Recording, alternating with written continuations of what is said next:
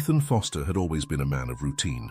His days were predictable, filled with the same monotonous tasks at his office job, and his nights were equally uneventful.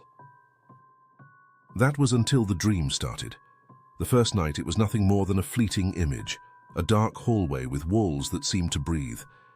He dismissed it as just another random dream, one of many that he would soon forget. But the next night the dream returned, more vivid than before. This time he could hear whispers echoing through the hallway, voices he couldn't quite understand, but they filled him with an overwhelming sense of dread. Each night the dream grew more detailed, more real.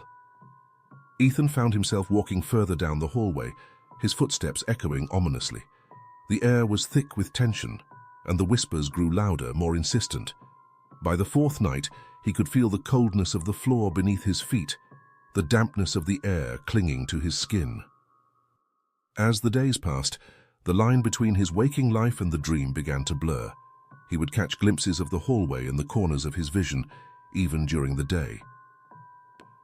Shadows moved in ways they shouldn't, and the whispers began to bleed into his reality, faint but unmistakable.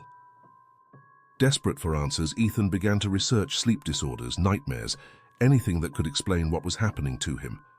But no matter how much he searched, he found nothing that matched his experience. The dream was becoming more than just a dream. It was becoming a part of his life. By the seventh night, Ethan was terrified to close his eyes, knowing what awaited him.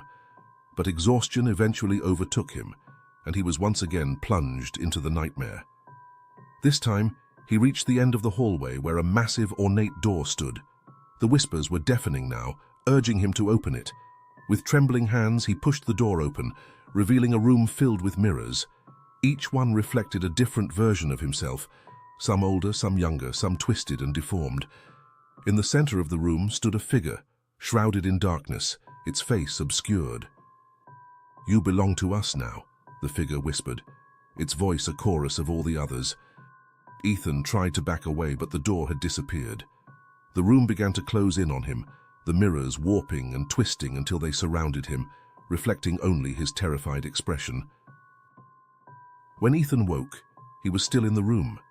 The dream had finally consumed him, trapping him in a nightmare he could never escape. His body lay comatose in his bed, but his mind was lost, forever wandering the dark hallways of his own creation.